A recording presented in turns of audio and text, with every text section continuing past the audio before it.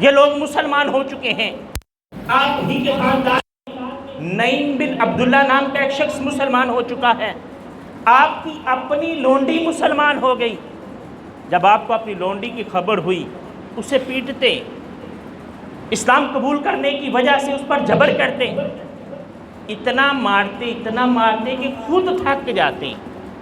جب تھک جاتے تو کہتے اب میں تھوڑا آرام کر لوں، تھوڑی دیر بعد جب میری تھکاوٹ اترے گی میں پھر تجھے پیٹوں گا۔ اتنی سختی موجود ہے۔ ایک دن وہ آیا کہ وہ لونڈی بول اٹھی، کہنے لگی عمر تم جو مرضی کر لو، یہ اسلام کا نشہ ہے، یہ اسلام کی میں ہے، یہ آقا علیہ الصلوۃ والسلام کا میں نے کلمہ پا رکھا ہے، اس کلمے کو میں چھوڑ نہیں سکتی۔ جب یہ بات سنی تو سمجھ نہ آئی کیا کروں، تلوار نکال لی، کہا آج معاذ اللہ میں محمد عربی علیہ الصلوۃ والسلام کو ختم کر دوں گا، کہ جن کی وجہ سے معاشرے کے اندر یہ معاملات ہو رہے ہیں۔ تلوار لیے چل رہے ہیں، راستے میں نعیم بن عبداللہ ملا، اس نے دیکھ لیا کہ عمر کے ارادے اچھے نہیں ہیں، کہنے لگا عمر کدھر جا رہے ہو؟ حضرت عمر فاروق رضی اللہ تعالیٰ عنہ کہنے لگے آج معاذ اللہ میں محمد عربی علیہ الصلوۃ والسلام کا سر قلم کرنے جا رہا ہوں۔ نعیم بن عبداللہ کو اور کچھ نہ سوجی عمر کو روکنے کے لیے، تو کہنے لگے عمر تم ان کی بات کرتے ہو، پہلے اپنے گھر کی خبر تو لو، تمہاری بہن کلمہ پڑھ کے مسلمان ہو چکی ہے، حضرت سعید تمہارے بہنوئی کلمہ پڑھ کے مسلمان ہو چکے ہیں۔ حضرت عمر اسی حالت میں بہن کے گھر چلے گئے۔ جب گھر کے قریب پہنچے تو تلاوت قرآن کی آواز آ رہی تھی، دروازے پہ دستک دی، دروازہ کھٹکھٹانے کا انداز بتا رہا تھا کہ آنے والا کوئی اچھے انداز میں نہیں آ رہا، کوئی اچھے ارادے سے نہیں آ رہا۔ آپ کی بہن نے فوراً وہ اوراق چھپا دیے، دروازہ کھولا۔ حضرت عمر فاروق کہنے لگے کہ کس چیز کی تلاوت کر رہی تھی؟ بہن نے کہا جی کچھ بھی نہیں۔ کہا کچھ بھی نہیں، اپنے بہنوئی کو مارنا پیٹنا شروع کر دیا۔ بہن درمیان میں حائل ہوئی، اپنی بہن پر بھی ہاتھ اٹھا دیا۔ روایات کے اندر آتا ہے کہ تلوار کا جو دستہ ہے وہ بہن کے سر پر مارا تو سر سے خون نکلنا شروع ہو گیا۔ جب خون نکلا وہ بہن بھی عمر فاروق کی تھی، کہنے لگی عمر اب نہیں ممکن، اب واپسی کا راستہ ممکن نہیں ہے۔ جب یہ بات ہوئی تو حضرت عمر فاروق ہل کر رہ گئے کہ وہ عمر کی جس کی سختی سے لوگ ڈرتے ہیں، آج اپنی ہی بہن مد مقابل کھڑی ہو چکی ہے، اندر کی دنیا بدل گئی۔ کہنے لگے بہن اگر تم نہیں پھر سکتی تو مجھے بھی سناؤ کیا پڑھ رہی تھی؟ بہن نے سورۃ طٰہٰ کی تلاوت کی۔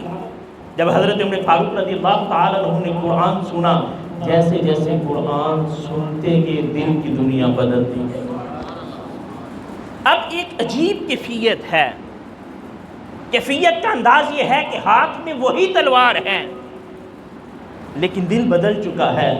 پوچھا آقا علیہ الصلوۃ والسلام سے ملنا چاہتا ہوں، بتایا گیا کہ اللہ کے رسول صلی اللہ علیہ وآلہ وسلم دار ارقم کے اندر ہیں، حضرت ارقم کے گھر پر صحابہ کو تعلیم دے رہے ہیں۔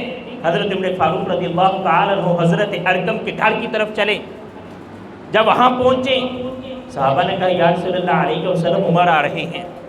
حضرت امیر حمزہ رضی اللہ تعالیٰ عنہ کلمہ پڑھ کے مسلمان ہو چکے ہیں۔ کہنے لگے یا رسول اللہ علیہ وسلم عمر اگر اچھے ارادے سے آ رہے ہیں تو فابیہ ہم استقبال کرتے ہیں، لیکن اگر عمر کا ارادہ اچھا نہیں ہے تو میں ان کی تلوار سے ہی ان کی گردن اڑا دوں گا۔ اللہ کے رسول صلی اللہ علیہ وآلہ وسلم نے فرمایا دروازے کو کھول دو، آج عمر کو آنے دو۔ وجہ کیا تھی؟ مراد رسول ہیں۔ ابھی پچھلی ہی رات اللہ سے کلام کیا تھا، اللہ کی بارگاہ میں ہاتھ اٹھائے تھے، غلاف کعبہ کو تھام کے کہا تھا کہ یا اللہ یا عمر بن ہشام دے دے یا عمر بن خطاب دے دے، یا ابو جہل کے ذریعے اسلام کو تقویت دے یا عمر فاروق کے ذریعے اسلام کو مضبوط کر۔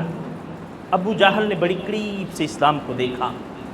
پیر کرم علی شاہ رحمۃ اللہ علیہ کی تفسیر کو پڑھیں تو آپ نے لکھا کہ ایسی راتیں بھی گزری کہ آقا علیہ السلام حرم کعبہ کے اندر قرآن کی تلاوت کر رہے ہوتے، ابو جہل کعبے کی دیوار کے ساتھ چھپ کر ساری رات قرآن سنتا رہتا، لیکن توفیق نہیں تھی۔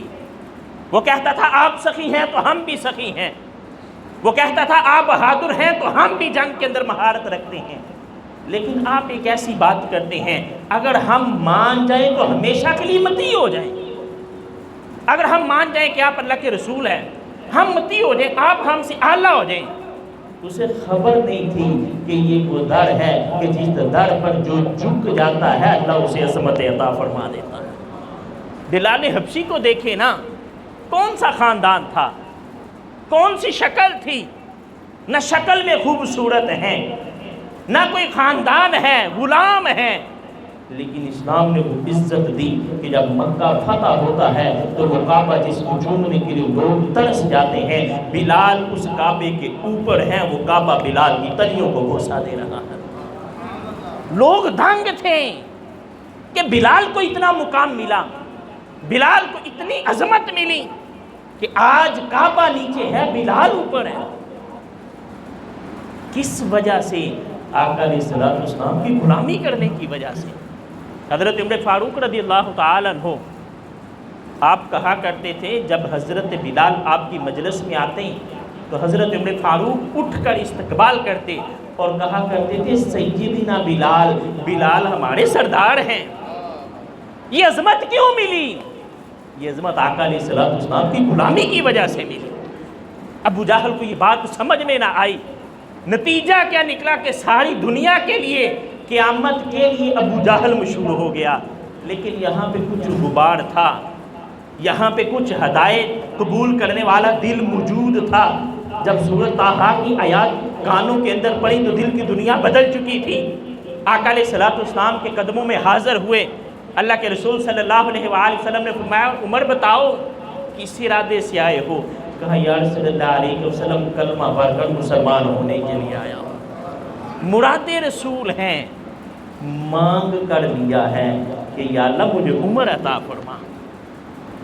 جب کلمہ پڑھا مسلمان ہو گئے، اللہ کے رسول صلی اللہ علیہ وآلہ وسلم نے نعرہ لگایا اللہ اکبر اللہ اکبر۔ جب آقا علیہ السلام نے نعرہ لگایا تو صحابہ اکرام علیہم رضوان جو یہاں پر موجود تھے سارے بیک وقت بولے اللہ اکبر اللہ اکبر۔ ندا اتنی بلند تھی کہ مکہ کی وادیاں نعرہ تکبیر سے گونج گئیں۔ حضرت عمر فاروق اسلام قبول کر رہے ہیں۔ جب اسلام قبول کر لیا تو کہا یا رسول اللہ علیہ وسلم کیا ہمارا دین سچا دین نہیں ہے؟ کہا سچا دین ہے۔ کیا ہمارا رب سچا رب نہیں ہے؟ کہا سچا رب ہے۔ کیا آپ اللہ کے سچے رسول نہیں ہیں؟ کہا سچا رسول ہوں۔ کہا پھر چھپ کر کیوں؟ آج عمر نے اسلام قبول کیا، آج اعلان کعبے کے اندر نماز پڑھیں گے۔ پہلی دفعہ مسلمانوں نے حرم کعبہ کے اندر باجماعت نماز ادا کی، وہ اس دن جب حضرت عمر فاروق رضی اللہ تعالیٰ عنہ مسلمان ہوتے ہیں۔ دو صفیں بنی، جب کعبہ کی طرف جا رہے ہیں، ایک صف کے آگے سید الشہداء حضرت امیر حمزہ رضی اللہ تعالیٰ عنہ ہیں، دوسری صف کے آگے حضرت عمر بن خطاب رضی اللہ تعالیٰ عنہ ہیں۔ ایک شان کے ساتھ وہ قافلہ جا رہا ہے اور حضرت عمر فاروق اعلان کر رہے ہیں لوگوں ہے کوئی جو اپنی بیویوں کو بیوہ کروانا چاہتا ہے تو میرے مقابلے میں آ جائے، ہے کوئی جو اپنے بچوں کو یتیم کروانا چاہتا ہے تو میرے مقابلے میں آ جائے۔ آج ہم اعلان حرم کعبہ کے اندر اللہ کے رب نماز پڑھیں گے، اللہ کے حضور میں نماز پڑھیں گے، اعلان کر رہے ہیں۔ حضرت عمر فاروق سختی بھی ہے۔ آپ جب کافروں کے ظلم بڑھ گئے ہیں، ستم بڑھ گئے، اللہ کے رسول صلی اللہ علیہ وآلہ وسلم نے فرمایا ہجرت کر جو مدینے چلے جاؤ۔ لوگ چھپ کر رات کے وقت اکیلے اکیلے مختلف غاروں کے اندر ہوتے ہوئے جا رہے ہیں۔ حضرت عمر فاروق نے اعلان کیا لوگوں جس نے ہجرت کرنی ہے میرے ساتھ شامل ہو۔ 20 لوگوں کا وفد تیار کیا اور اعلان دن کی روشنی کے اندر آپ نے کافروں کو للکارا۔ آپ نے کہا عمر آج ہجرت کرنے جا رہا ہے، جس کی ہمت ہے عمر کو روک کر دکھائے۔ وہی حضرت عمر فاروق رضی اللہ تعالیٰ عنہ کے مقابلے میں نہیں آ سکا۔ شداء علی الکفار، کافروں کے مقابلے میں سخت ہیں۔ جب بدر کا معرکہ ہوا، بدر کے معرکے کے بعد کافروں کے قیدی جو مسلمانوں کے ہاتھ لگے، اللہ کے رسول صلی اللہ علیہ وآلہ وسلم نے صحابہ کے ساتھ مشورہ کیا، کہا میرے صحابہ بتاؤ ان قیدیوں کا کیا کیا جائے؟ 70 قیدی ہیں، 70 مارے گئے ہیں۔ حضرت ابوبکر صدیق رضی اللہ تعالیٰ عنہ کھڑے ہوئے، کہنے لگے یا رسول اللہ علیہ وسلم اس طرح کرتے ہیں، ان سے فدیہ لے کر ان کو آزاد کر دیتے ہیں۔ حضرت عمر فاروق کھڑے ہوئے، کہنے لگے یا رسول اللہ علیہ وسلم آپ حکم دیں، جس کا رشتہ دار قید میں ہے وہ خود اپنے رشتہ دار کی گردن کو اڑا دے۔ میرا فلاں رشتہ دار قیدی ہے، مجھے حکم دے میں اس کی گردن اڑا دیتا ہوں۔ فلاں بندے کا فلاں رشتہ دار قیدی بان کیا ہے، آپ اس کو کہیں وہ اپنے بھائی کی، اپنے رشتہ دار کی گردن کو اڑا دیں۔ حضرت ابوبکر صدیق رضی اللہ تعالیٰ عنہ قربان جائیں آپ کی عظمت پر بھی، اشداء علی الکفار، دل کے اندر نرمی بھی ہے لیکن کافروں کے مقابلے میں سخت ہیں۔ ایک دن بیٹھے ہیں ایسے ہی سر راہ یہ بات آ گئی، اپنے بیٹے سے، بیٹا بھی بیٹھا ہوا ہے تو بیٹا کہنے لگا ابو جان جب بدر کا معرکہ ہوا نا میں کافروں کی طرف سے آیا تھا، تو ایک موقع ایسا بھی آیا کہ آپ میری تلوار کے نیچے تھے، میں نے باپ سمجھ کر چھوڑ دیا۔ حضرت ابوبکر صدیق رضی اللہ تعالیٰ عنہ کہنے لگے بیٹا تم نے تو باپ سمجھ کر چھوڑ دیا، خدا کی قسم ایک دفعہ بھی میری تلوار کے نیچے آتے تو دشمن خدا سمجھ کر گردن اڑا دیتا۔ شداء علی الکفار، کافروں کے مقابلے میں سخت ہیں۔ حضرت عمر فاروق کہتے ہیں یا رسول اللہ علیہ وسلم آپ ہمیں حکم دیں، ہم اپنے ساتھیوں کی گردن اڑا دیتے ہیں، اپنے رشتہ داروں کی۔ اللہ کے رسول صلی اللہ علیہ وآلہ وسلم وما ارسلناک الا رحمۃ للعالمین کی شان والے ہیں۔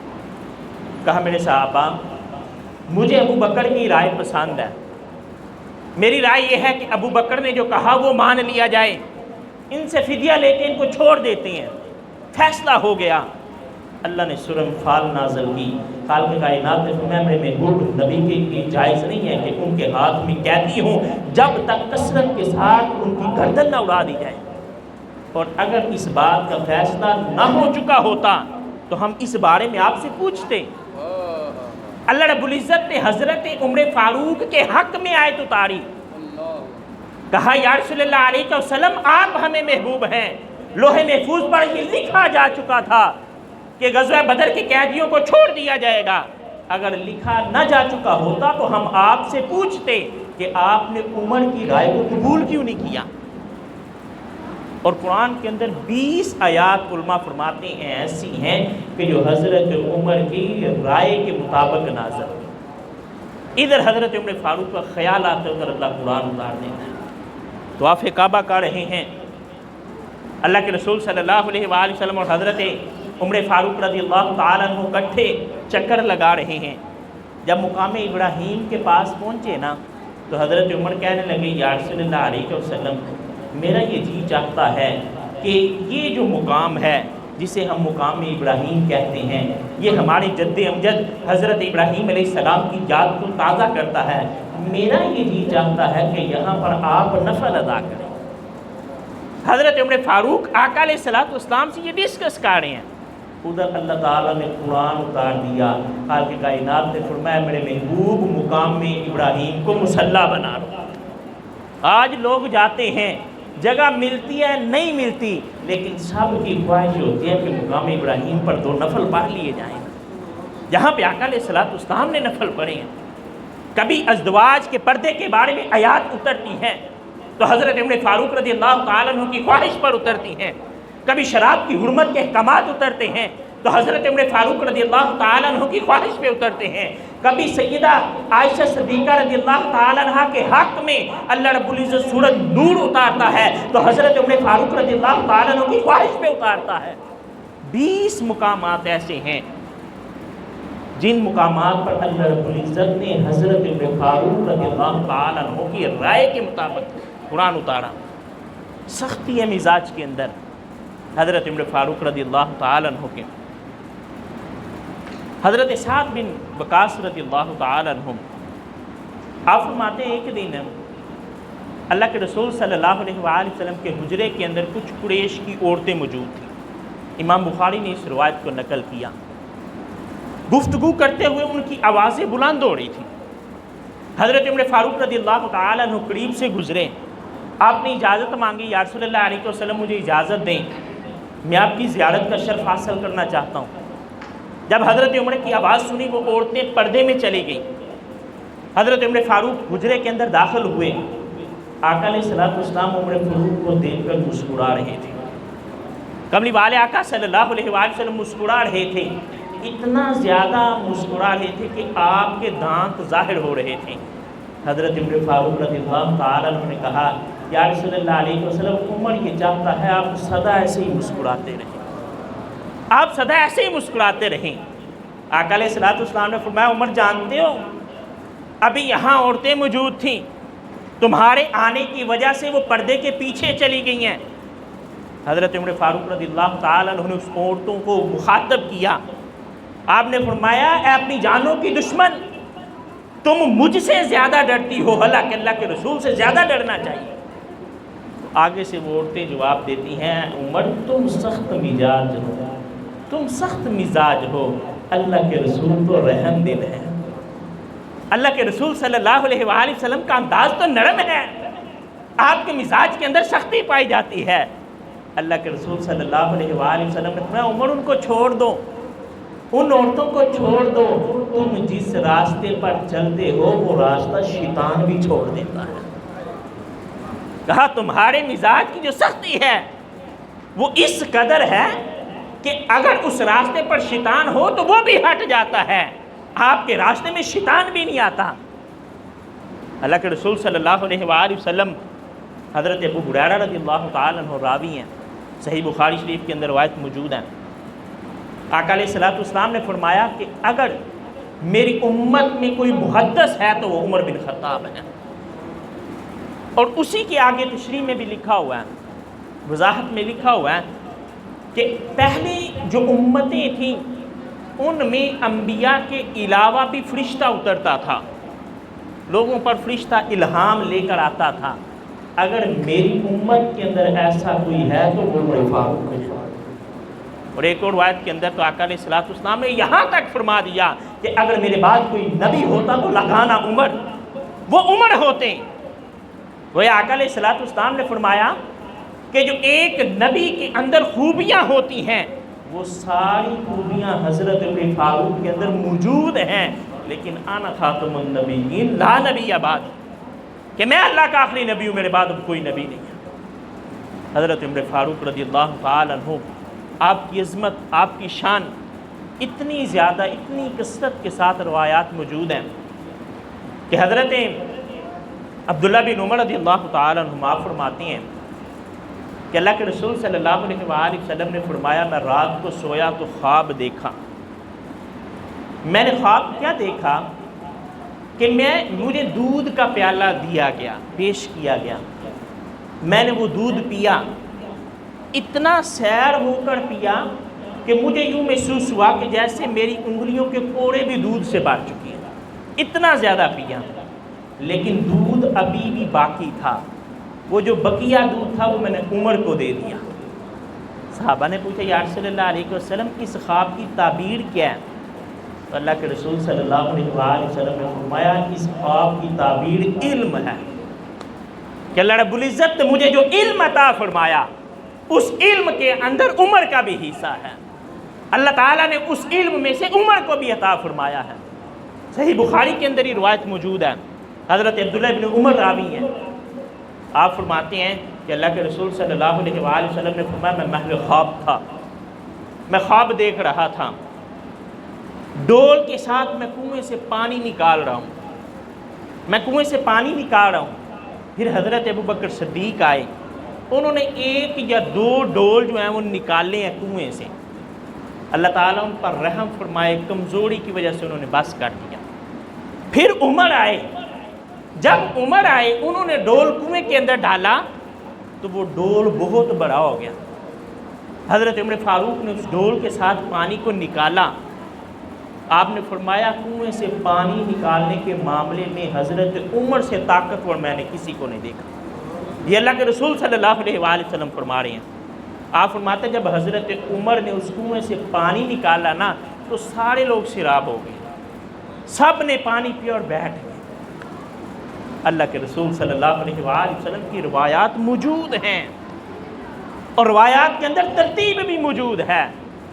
آقا علیہ الصلوۃ والسلام فرماتے ہیں میں اپنی امت کو سیراب کر رہا ہوں، میں فیضان اسلام کا لوگوں تک پہنچا رہا ہوں، میں نبوت کا پیغام لوگوں تک پہنچا رہا ہوں، میرے بعد ابو بکر صدیق اس پیغام کو پہنچائیں گے، ابو بکر کے بعد عمر اس پیغام کو پہنچائیں گے۔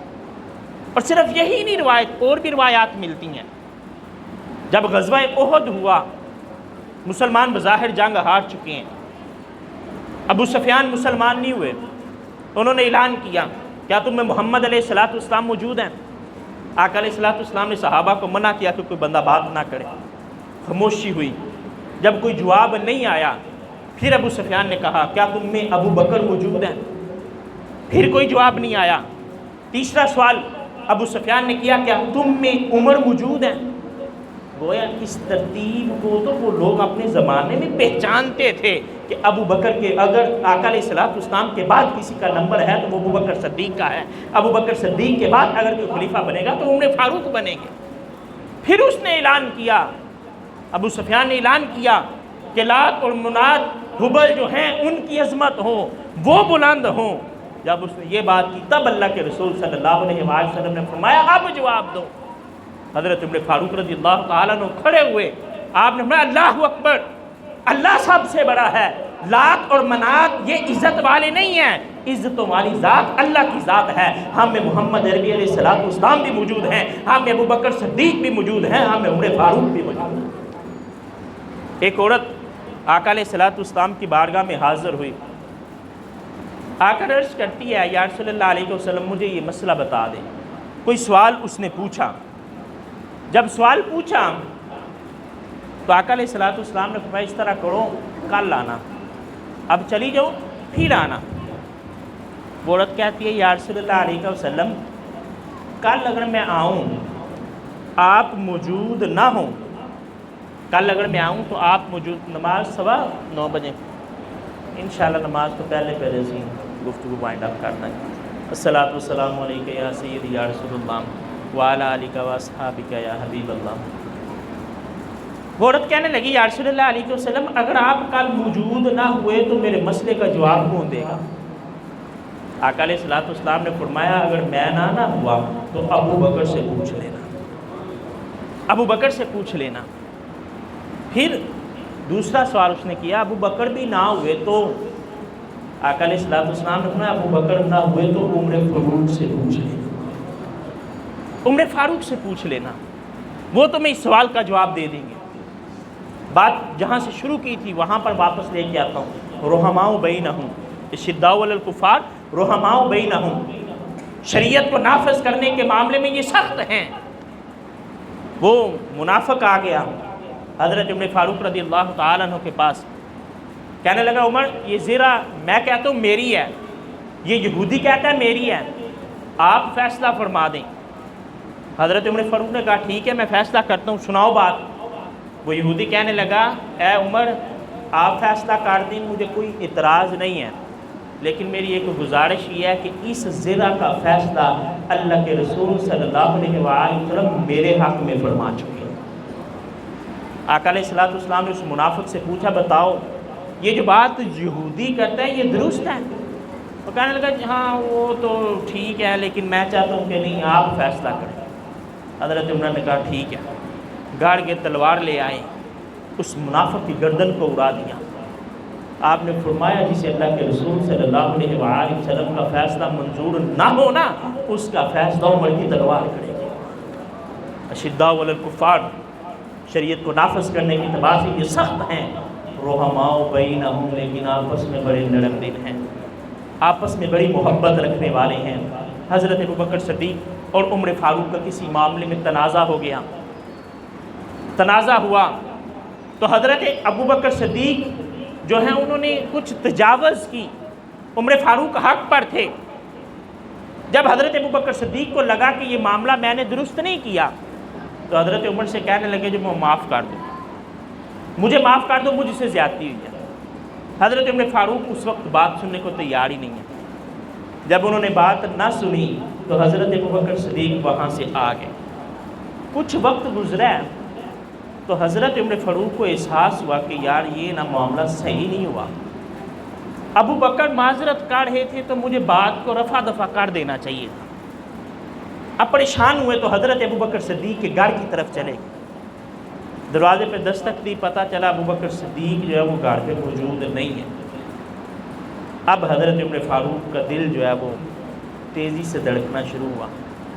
کہا اگر ابو بکر گھر پہ نہیں ہے نا تو وہ اللہ کے رسول کی بارگاہ میں ہوں گے۔ یہ جو معاملہ ہوا اس کی شکایت آقا علیہ الصلوۃ والسلام کی بارگاہ میں ہو چکی، پریشان ہوئے۔ جب آقا علیہ الصلوۃ والسلام کی بارگاہ کی طرف آئے تو ابو بکر صدیق وہاں پر موجود ہیں۔ ابو بکر صدیق رضی اللہ تعالیٰ عنہ آقا علیہ الصلوۃ والسلام کے پاس بیٹھے ہوئے ہیں۔ جب پاس بیٹھے ہوئے ہیں نا تو حضرت عمر فاروق آئے، آپ کو دیکھ کر اللہ کے رسول صلی اللہ علیہ وآلہ وسلم نے فرمایا عمر تمہیں کیا ہو گیا؟ کیا تم میرے رشتے کے لیے ابو بکر صدیق کو معاف نہیں کر سکتے تھے؟ عمر تمہیں کیا ہو گیا؟ کیا تم میرے لیے ابو بکر کو معاف نہیں کر سکتے تھے؟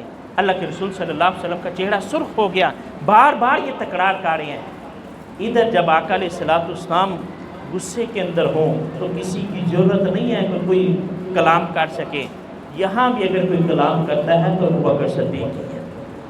کھڑے ہوئے کہنے لگے یا رسول اللہ علیہ وسلم نہیں، عمر کی نہیں غلطی تھی، میری غلطی تھی۔ کہ یا رسول اللہ علیہ وسلم نہیں، عمر کی نہیں، میری غلطی تھی۔ رحماء بینہم، بڑی محبت کرنے والے آپس میں، صحابہ کی مجلس لگی ہوئی ہے۔ آخری باتیں عرض کر رہا ہوں، اللہ کے رسول صلی اللہ علیہ وآلہ وسلم کے پاس بڑے صحابہ بیٹھے ہوئے ہیں۔ حضرت علی المرتضیٰ تشریف لاتے ہیں۔ جب حضرت علی المرتضیٰ آئے تو کوئی حرکت میں نہیں آیا۔ ابو بکر صدیق نے دیکھا کہ علی کھڑے ہیں تو حضرت ابو بکر صدیق کھڑے ہوئے، آقا علیہ الصلوۃ والسلام کے قریب جو جگہ تھی وہ علی المرتضیٰ کو عطا کی، خود پیچھے ہٹ گئے۔ مجمع کے اندر سکت ہے، کوئی بات نہیں کر رہا۔ تھوڑی دیر گزری ہے نا تو اللہ کے رسول صلی اللہ علیہ وآلہ وسلم نے کلام کیا۔ آپ نے فرمایا فضل والے ہی فضل والوں کو جانتے ہیں، عزت والے ہی عزت والوں کو جانتے ہیں۔ علی المرتضیٰ کا مقام کیا ہے یہ ابو بکر صدیق ہی جانتے ہیں، ابو بکر صدیق کا مقام کیا ہے یہ علی المرتضیٰ ہی جانتے ہیں۔ جب حضرت عمر فاروق رضی اللہ تعالیٰ عنہ کا جنازہ اٹھایا گیا، حضرت عبداللہ ابن عباس رضی اللہ تعالیٰ عنہما، آپ کہتے ہیں میرا کھڑا تھا، میرے پیچھے کوئی شخص کھڑا ہے اور اس نے اپنی گردن میرے کندھے پر رکھی ہوئی ہے، اور کہنے والا جو میرے پیچھے کھڑا ہے نا وہ کہہ رہا ہے کہ تجھ سے زیادہ اعمال میں ایسا کوئی نہیں ہے کہ جس کے اعمال کو میں پسند کروں کہ وہ عمل لے کر اللہ کی بارگاہ میں جاؤں۔ تو ہم میں سب سے زیادہ نیک اعمال والا تھا، سب سے زیادہ عظمت والا تھا۔ حضرت عبداللہ بن عباس کہتا ہے میں نے پیچھے مڑ کر دیکھا تو یہ بات کہنے والے علی المرتضیٰ رضی اللہ تعالیٰ، لوگ عجیب رنگ دیتے ہیں، رحماء بینہم، وہ تو بڑی محبت کرنے والے۔ حضرت علی کہہ رہے ہیں کہ ہم میں سب سے فضل والے عمر فاروق تھے، سب سے زیادہ عظمت والے عمر فاروق تھے، اور آپ نے ساتھ کیا لفظ بولے؟ آپ نے کہا مجھے امید ہے اللہ تعالیٰ آپ کو آپ کے دونوں صاحبوں کے ساتھ ملا دے گا، یعنی رسول عربی علیہ الصلوۃ والسلام اور ابو بکر صدیق کے ساتھ ملا دے گا۔ اور آپ نے فرمایا یہ بات میں ایسے ہی نہیں کہہ رہا، میں نے کئی دفعہ اللہ کے رسول صلی اللہ علیہ وآلہ وسلم کی زبان سے یہ سنا ہے۔ آقا علیہ الصلوۃ والسلام نے فرمایا میں ابو بکر اور عمر داخل ہوئے، میں ابو بکر اور عمر نکلے، میں ابو بکر اور عمر گئے، میں ابو بکر اور عمر نے یہ کام کیا۔ کئی دفعہ آقا علیہ الصلوۃ والسلام نے یہ فرمایا۔ اور صحیح بخاری کی روایت بیان کر کے اجازت چاہوں گا، اللہ کے رسول صلی اللہ علیہ وآلہ وسلم نے فرمایا ایک جو چرواہا ہے وہ اپنی بکریوں کو چرا رہا ہے، ایک بیڑیا ایک بکری کو لے گیا، چرواہے نے اس کو پکڑ لیا، بکری اس سے لے لی۔ جب بکری اس سے لے لی تو وہ جو بیڑیا اس نے کلام کیا، اس نے کیا، اس دن کا کیا عالم ہوگا کہ جب درندوں کی حکومت ہوگی تب بکریوں کی حفاظت کون کرے گا؟ صحابہ نے کہا سبحان اللہ۔ مقصد یہ تھا کہ کیا درندے بھی کلام کرتے ہیں؟ اللہ کے رسول صلی اللہ علیہ وآلہ وسلم نے فرمایا میں ابو بکر اور عمر اس بات پر یقین رکھتے ہیں کہ بھیڑیے نہیں یہ کلام کیا ہے، ہم یقین رکھتے ہیں۔ حالانکہ صحابہ فرماتے ہیں اس مجلس کے اندر ابو بکر اور عمر موجود ہی نہیں تھے، ابو بکر اور عمر موجود ہی نہیں تھے، ان کی عدم موجودگی میں اللہ کے رسول صلی اللہ علیہ وآلہ وسلم فرما رہے ہیں میں ابو بکر اور عمر اس پر یقین رکھتے ہیں۔ رحماء بینہم، وہ آپس میں بڑے نرم دل تھے۔ رب کائنات کی بارگاہ میں دعا کرتا ہوں خالق کائنات سمجھنے کی توفیق عطا فرمائے۔ وما علینا الا البلاغ المبین۔ اب یہ اذان اور اس کے فوراً بعد جماعت